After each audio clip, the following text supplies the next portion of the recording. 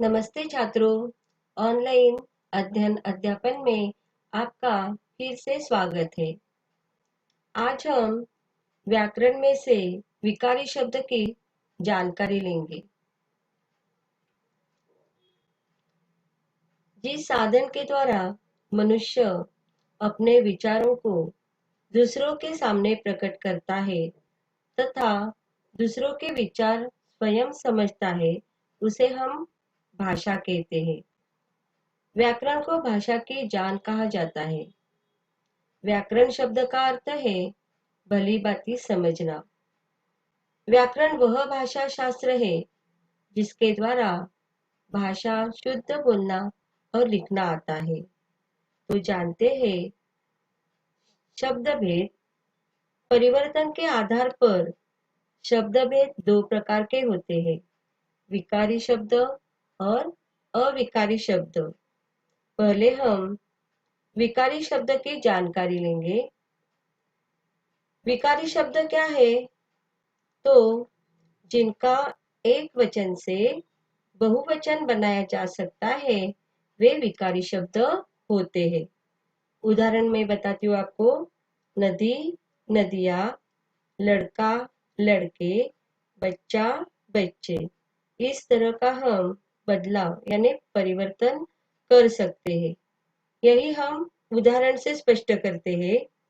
आपको उदाहरण लिखकर लेना है। लड़का फौरन खड़ा हो गया। पहला उदाहरण है लड़का फौरन खड़ा हो गया। और दूसरा उदाहरण है लड़की फौरन खड़ी हो गई। लड़की फौरन खड़ी हो गई। तो दो वाक्यों में क्या है? फर्क है। पहला वाक्य क्या है? लड़का फौरन खड़ा हो गया। और दूसरा जो वाक्य है लड़की फौरन खड़ी हो गई। तो लड़का का लड़की हो गया, मतलब यहाँ पे क्या हो गया है? परिवर्तन हो गया। उसी तरह खड़ा हो गया, इसके बदले भी परिवर्तन हो गया है। तो यहाँ पे खड़ी हो गई, खड़ा हो गया और यहाँ पे खड़ी हो गई। ये जो परिवर्तन है लिंग के आधार पर हो गया और लिंग के बदलाव के कारण ही क्रिया के रूप में भी क्या हो जाता है? परिवर्तन हो जाता है। दूसरा वाक्य हम देखते हैं, लड़के फौरन खड़े हो गए। यहाँ पे लड़के क्या है? बहुवचन है। आपको वाक्य लिखकर लेना है, लड़के फौरन खड़े हो गए। लड़के फौरन खड़े हो गए। लड़के क्या है? बहुवचन है। तो खड़ा हो गया का क्या हो गया? खड़े हो गया। मतलब क्रिया में भी क्या होता है? परिवर्तन यहाँ पे हो गया है। तीसरा जो वाक्य है, लड़के से फौरन खड़ा होने की उम्मीद की गई। अभी कारक के कारण में भी वाक्य में परिवर्तन हो जाता है। तो यहाँ पे यह कारक के कारण लड़के से हो गया। तो यहाँ पे आपको ध्यान में आया होगा कि वाक्य एक है, लेकिन लिंग, वचन, कारक के कारण वाक्य में परिवर्तन होता है। और ऐसे शब्दों को ही हम क्या कहते हैं? विकारी शब्द कहते हैं। तो बच्चों, संज्ञा, सर्वनाम, विशेषण और क्रिया के रूपों में इस प्रकार का क्या होता है? परिवर्तन होता है। संज्ञा, सर्वनाम, विशेषण और क्रिया के रूपों में इस प्रकार का परिवर्तन होता है। जैसे आपको लिखकर लेना है। पहला शब्द है लड़का, उसके बाद लड़के, लड़की और लड़कियां। लड़का शब्द मूल रूप है, आपको लिखकर लेना है। पहला शब्द है लड़का, उसके बाद लड़के, लड़की और लड़कियां। तो लड़का जो शब्द है मूल रूप है और उनके बाद के शब्द बदले हुए उसके रूप है। उसके बाद है दूसरा शब्द है वह। वह, उस, उसने, उसे, मैं और मुझे।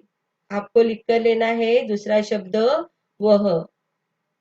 वह शब्द का हमें मतलब वह शब्द जो है मूल रूप है और उनके बाद के शब्द बदले हुए रूप है। लिख कर लीजिए वह, उस, उसने, उसे, मैं, मुझे। ये सब सर्वनाम शब्द है। उस, उसने, उसे, मैं, मुझे, ये सब क्या है? सर्वनाम शब्द है। और वह जो शब्द है मूल रूप है और उनके बाद के जो शब्द है बदले हुए रूप है। उनके बाद के शब्द कौन से है? उस, उसने, उसे, मैं और मुझे। ये बदले हुए उनके रूप है।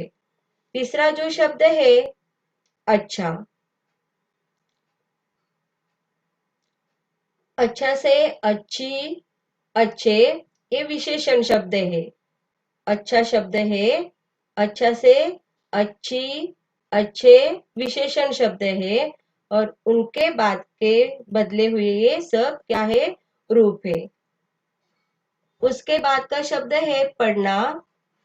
आपको लिख कर लेना है पढ़ना का पढ़ता हूँ, पढ़ता था, पढ़ूंगा, पढ़ेंगे, ये सभी क्रिया शब्द है।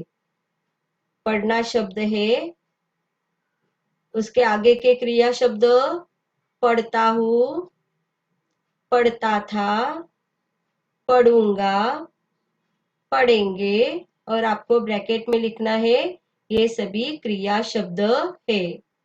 और उसमें से पढ़ना शब्द क्या है? मूल शब्द है और बाद के जो शब्द है उनके बदले हुए रूप है। मतलब पढ़ता हूँ, पढ़ता था, पढ़ूंगा, पढ़ेंगे, ये सब बदले हुए रूप है। तो यहाँ पे शब्द अपना रूप बदलता है। जब परिवर्तन आ जाता है तो हो गया विकारी शब्द। इसलिए इन शब्दों को क्या कहा जाता है? विकारी शब्द कहते हैं। तो विकारी शब्द जो है उनकी परिभाषा जिन शब्दों के रूप में लिंग, वचन व कारक के आधार पर परिवर्तन होता है उन्हें विकारी शब्द कहते हैं। जैसे लड़का, लड़के, लड़कियां आदि। आपको लिख कर लेना है विकारी शब्द की परिभाषा।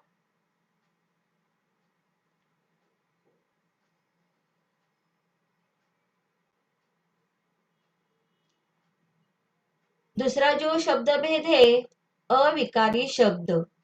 मैंने आपको अविकारी शब्द की पहले ही जानकारी दी है और लिखकर भी दिया है, फिर भी एक बार फिर से मैं आपको बताती हूँ। देखिए बच्चों, पहले जो हमने 3 वाक्य में परिवर्तन किया है, इन 3 वाक्यों में ऐसा एक शब्द है उसमें कोई भी परिवर्तन नहीं आया, मूल अवस्था में ही है। वह शब्द है, कौन सा शब्द है? पहले जो हमने मतलब विकारी शब्द में मैंने आपको एग्जाम्पल दिया था, लड़के फौरन खड़े हो गए। तो उसमें एक ऐसा शब्द छुपा हुआ है कि उसमें कोई परिवर्तन नहीं हुआ। तो कौन सा शब्द है? फौरन शब्द है। तो फौरन शब्द में लिंग वचन के कारक कारक के अनुसार कोई बदलाव नहीं आया है, ऐसे शब्द को ही अविकारी शब्द कहते हैं। तो अविकारी शब्द में कोई भी बदलाव नहीं आता। फौरन शब्द है, वहां पे फौरन का फौरन ही शब्द है, वहां पे फौरन ही शब्द रह गया है। अभी देखिए दूसरे शब्द है बाहर, बहुत, चुपचाप, लेकिन, क्योंकि, और, के साथ, की ओर, अरे, अरे बाप रे, छी छी, ऐसे शब्द पर लिंग वचन कारक का कोई भी प्रभाव नहीं पड़ता। सभी शब्द मूल रूप में ही रहते हैं। उदाहरण देखते हैं हम। राधा बड़ी भयभीत और घबराई हुई थी। अभी यहाँ पे और शब्द क्या है? ये अव्यय शब्द है। तो और का हम और ही नहीं कह सकते, तो और का और ही शब्द रहता है। जो मूल शब्द है मूल रूप में ही रहता है, उसे ही हम क्या कहते हैं, अविकारी शब्द कहते हैं। तो अविकारी शब्द की परिभाषा मैंने आपको पहले से ही लिखकर दी है। यदि किसी ने नहीं लिखी है तो आपको लिखकर लेनी है। जिन शब्दों के रूप में लिंग, वचन व कारक के आधार पर परिवर्तन नहीं होता है उन्हें अविकारी शब्द कहते हैं। जैसे अवश्य, ही, बिना, वाह आदि। इसमें कोई भी बदलाव नहीं होता, कोई भी परिवर्तन नहीं होता। तो बच्चों, आपको विकारी और अविकारी किसे कहते हैं समझ में आया होगा। अभी हम जानते हैं शब्द भेद, विकारी शब्द, अविकारी शब्द। इसमें से विकारी शब्द कौन से होते हैं? विकारी शब्द यहाँ पे इन्हें हम सव्यय भी कहा जाता है। मतलब सव्यय मतलब जिनमें बदलाव होता है, परिवर्तन होता है। विकारी शब्द के 4 भेद है। कौन से है? संज्ञा, सर्वनाम, विशेषण और क्रिया। तो यहाँ पे संज्ञा, सर्वनाम, विशेषण, क्रिया में क्या हो जाता है? बदलाव हो जाता है, बदलाव आता है। मैंने आपको पहले एग्जाम्पल देकर आपको समझाया है। और अविकारी शब्द में इन्हें अव्यय कहा जाता है। अ मतलब नहीं और व्यय का मतलब बदल नहीं। अविकारी के 4 भेद है। क्रिया विशेषण अव्यय, समुच्चय बोधक अव्यय, संबंध बोधक अव्यय और विस्मयाबोधक अव्यय। क्रिया विशेषण अव्यय में धीरे धीरे, जल्दी, रोज। समुच्चय बोधक अव्यय किंतु, लेकिन, क्योंकि ये अव्यय शब्द है। और संबंध बोधक अव्यय की ओर, के साथ, ये संबंध बोधक अव्यय है। बाप रे, चुप, धत, अरे, छी छी, सभी ये विस्मयाबोधक अव्यय है। मैंने आपको अविकारी शब्द की जानकारी पहले से ही दी है। शब्द के 2 भेद है, विकारी और अविकारी। विकारी के 4 भेद और अविकारी के 4 भेद। कुल मिला के कितने भेद हो गए? 8 भेद हो गए। आज हम विकारी शब्द में से संज्ञा की जानकारी लेंगे। उसके पहले आपको शब्द भेद लिखकर लेने हैं। विकारी शब्द और अविकारी शब्द लिख कर लीजिए तुरंत।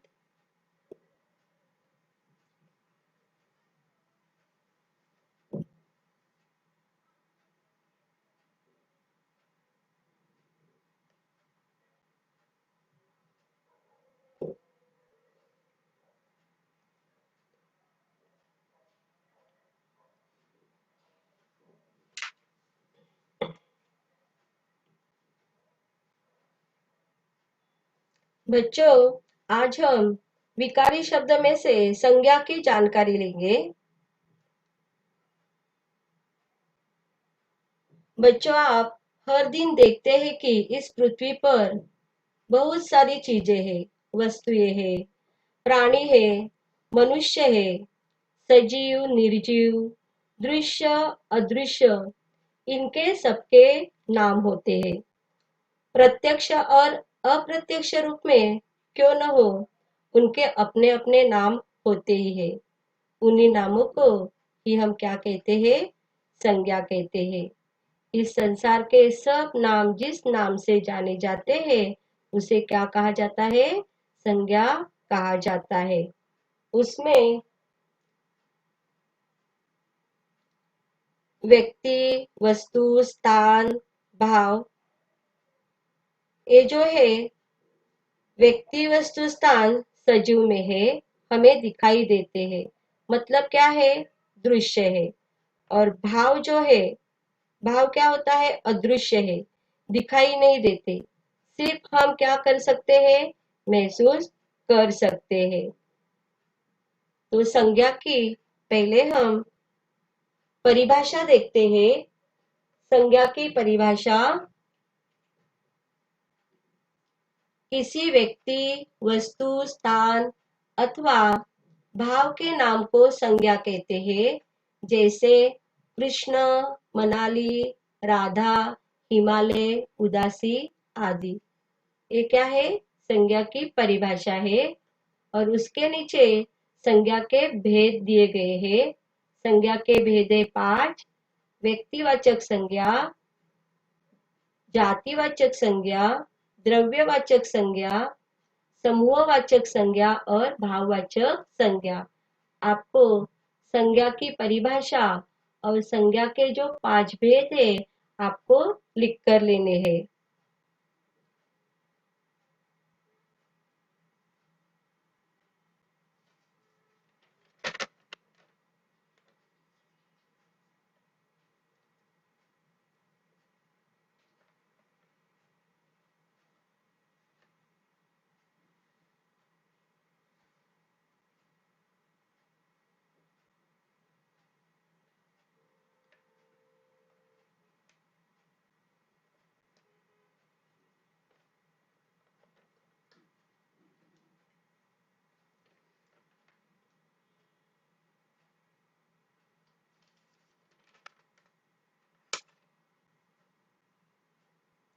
अभी हम संज्ञा के जो 5 भेद है उसमें से पहला जो भेद है व्यक्तिवाचक संज्ञा की जानकारी लेते हैं।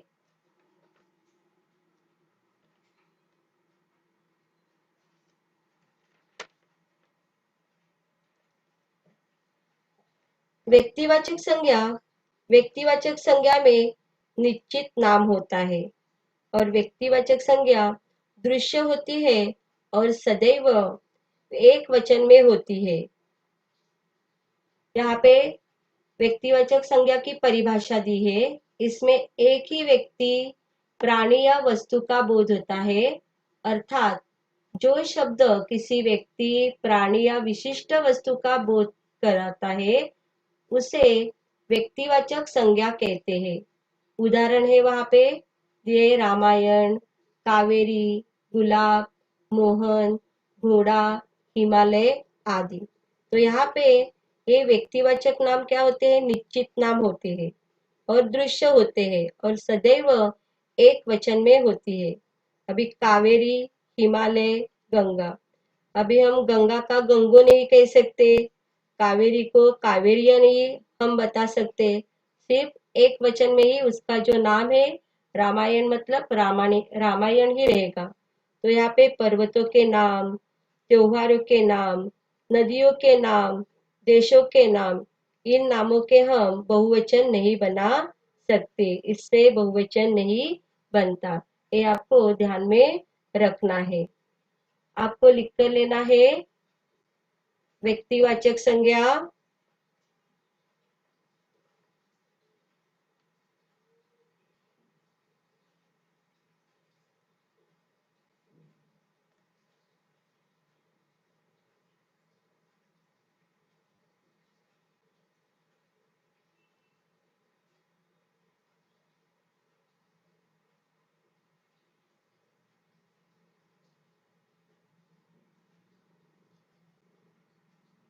जातिवाचक संज्ञा, इसमें किसी वस्तु या प्राणी की जाति सूचित की जाती है, अर्थात जो शब्द किसी जाति या वर्ग के संपूर्ण पदार्थों को सूचित कराता है उसे जातिवाचक संज्ञा कहते हैं। यहाँ पे उदाहरण दिया है नदी, पुस्तक, फूल, लड़का, पहाड़, जानवर आदि। ये जो जातिवाचक संज्ञा भी दृश्य होती है परंतु उसके जो शब्द है बहुवचन होते हैं। अगर बहुवचन नहीं होगा, एक वचन होंगे तो उसका बहुवचन बनाया जा सकता है। यहाँ पे नदी है तो नदी का क्या हो जाता है? नदियाँ। पुस्तक का पुस्तकें। तो इस तरह यहाँ पे जातिवाचक संज्ञा में बहुवचन बनाया जाता है और व्यक्तिवाचक संज्ञा में बहुवचन बनाया नहीं जाता है। तो बच्चों, हम व्यक्तिवाचक संज्ञा है या जातिवाचक संज्ञा है कैसे पहचानेंगे? तो वाक्य में कावेरी शब्द आया है तो हम देखना है कि कावेरी का बहुवचन बनता है या नहीं। यदि नहीं बनता तो कावेरी व्यक्तिवाचक संज्ञा है। कावेरी का बहुवचन कावेरिया नहीं हो सकता, तो कावेरी जातिवाचक संज्ञा नहीं है।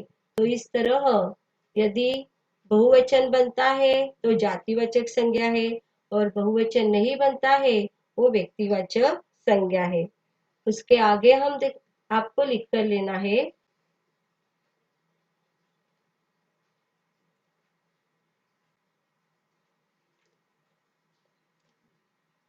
द्रव्यवाचक संज्ञा राशि या ढेर के रूप में प्राप्त होने वाले वस्तुओं के नामों को द्रव्यवाचक संज्ञा कहते हैं। मतलब जिन वस्तुओं से अन्य वस्तुओं का निर्माण किया जाता है, नापा या तोला जा सकता है, गिना नहीं जा सकता, तो उसे ही क्या कहा जाता है? द्रव्यवाचक संज्ञा। चावल, पानी, तेल, सोना, चांदी, दाल आदि ये सब द्रव्यवाचक संज्ञा में आते हैं। तो इन वस्तुओं से अन्य पदार्थों का हम क्या कर सकते हैं? निर्माण कर सकते हैं, और इन्हें नापा या तौला नहीं जा सकता। सॉरी, नापा या तौला जा सकता है, गिना नहीं जा सकता। क्लिक कर लीजिए।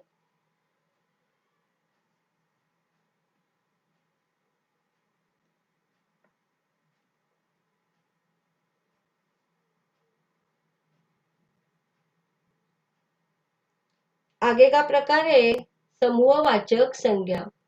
यह संज्ञा किसी वस्तु, जाति या प्राणी के समूह को सूचित करती है। अर्थात जिस संज्ञा के एक ही जाति के प्राणियों का या वस्तुओं के समूह का बोध होता है उसे समूहवाचक संज्ञा कहते हैं। कक्षा, सभा, सेना, मेला, झुंड, भीड़, दल आदि। तो इस तरह यहाँ पे एग्जाम्पल मैं देती हूँ। भीड़ में बड़ा शोर है, तो भीड़ में लोग इकट्ठा होते हैं, तो वहां पे क्या हो जाता है? शोर हो जाता है। मतलब जहाँ पे लोग इकट्ठा होते हैं उसे हम क्या कहते हैं? भीड़। तो भीड़ क्या हो गया? समूहवाचक संज्ञा। सड़क से जुलूस जा रहा था, तो सड़क भी क्या है? समूहवाचक संज्ञा है। उसके आगे, सॉरी बच्चों, आपको लिख कर लेना है।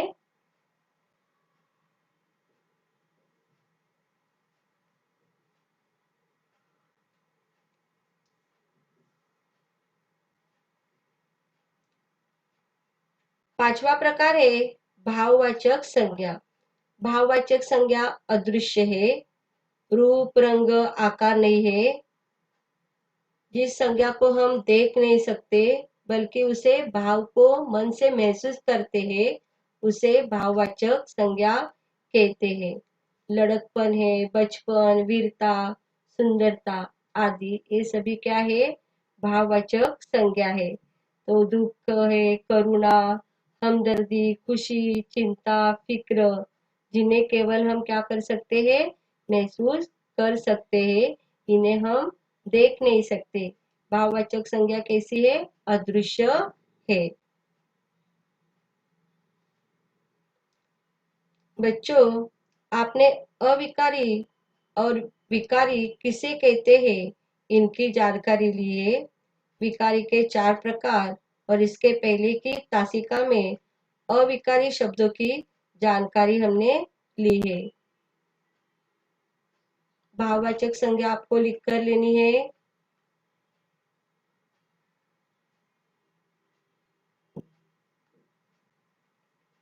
आगे देखते हैं भाववाचक संज्ञा बनाने की रीति। संज्ञा शब्द है, प्रत्यय है और भाववाचक संज्ञा। इसके पहले की तासिका में भी मैंने आपको भाववाचक संज्ञा संज्ञा से भाववाचक संज्ञा किस तरह बनाई जाती है ये भी मैंने आपको बताया था। लड़का, पन प्रत्यय लगने से लड़कपन, बूढ़ा, पा प्रत्यय लगने से बुढ़ापा, मानव, ता प्रत्यय लगने से मानवता, गुरु, त्व प्रत्यय लगने से गुरुत्व। तो इस तरह संज्ञा शब्द से भाववाचक संज्ञा बनती है। लिख कर लीजिए।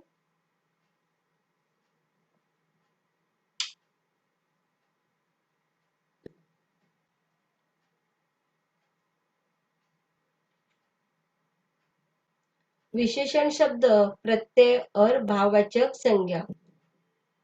विशेषण शब्द है मधुर, ता प्रत्यय लगने से मधुरता, गरम, ई प्रत्यय लगने से गर्मी, ऊंचा, आई प्रत्यय लगने से ऊंचाई, ताजा, गी प्रत्यय लगने से ताजगी, मीठा, आस प्रत्यय लगने से मिठास। तो इस तरह विशेषण शब्द से भाववाचक संज्ञा बनाई जाती है।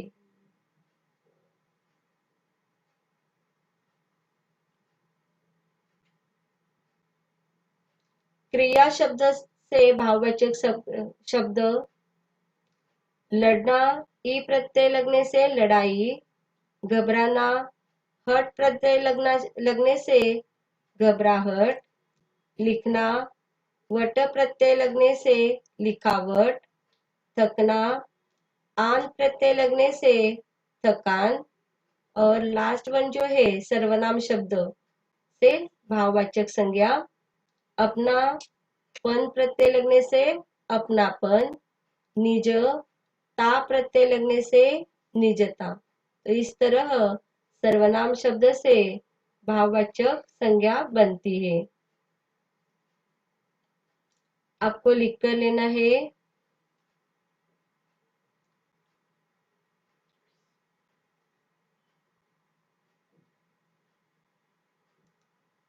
पहले जो मैंने आपको जो नियम बताया है, अविकारी और विकारी शब्द किसे कहते हैं, इस पर ज्यादा न ध्यान देते हुए जो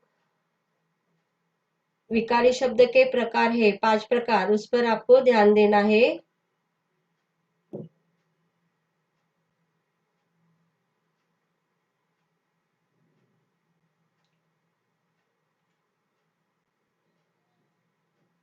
यहाँ पे प्रश्न दिया है, संज्ञाओं के भेदानुसार निम्नलिखित संज्ञा शब्द नीचे दी गई तालिका में लिखिए। संज्ञा शब्द दिए हैं छगन, सरकार, शहर, मुंबई, थकान, आकुलता, सादगी, आदमी, गरीबी, सुरसती, आत्मीयता, भीड़, बीवी, जाल, दूध, दाल, झुंड, सोना, शक्कर, कमल, दानवता, सच्चाई, त्याग। आपको व्यक्तिवाचक संज्ञा कौन सी है, जातिवाचक, भाववाचक, समूहवाचक और द्रव्यवाचक, उसी तरह उस टेबल में आपको तालिका में आपको खुद को लिखना है। आपको प्रयास करना है। अभी आपको व्यक्तिवाचक संज्ञा, जातिवाचक संज्ञा, भाववाचक संज्ञा, समूहवाचक संज्ञा और द्रव्यवाचक संज्ञा के बारे में जानकारी दी है। आपको कोशिश करनी है। व्यक्तिवाचक संज्ञा कौन कौन सी है,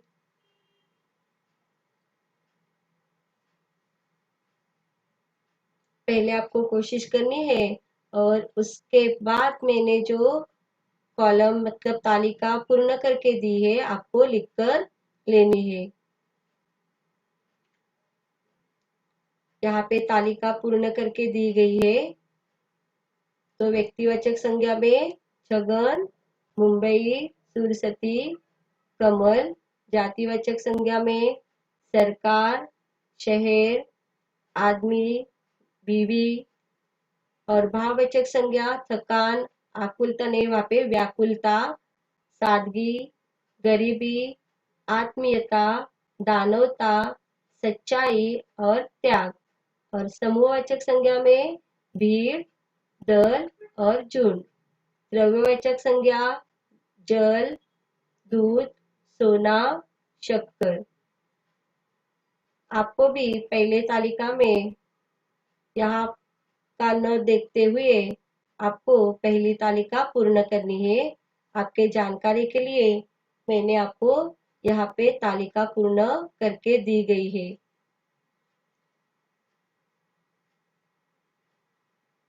सभी को व्याकरण बुक में लिखना है।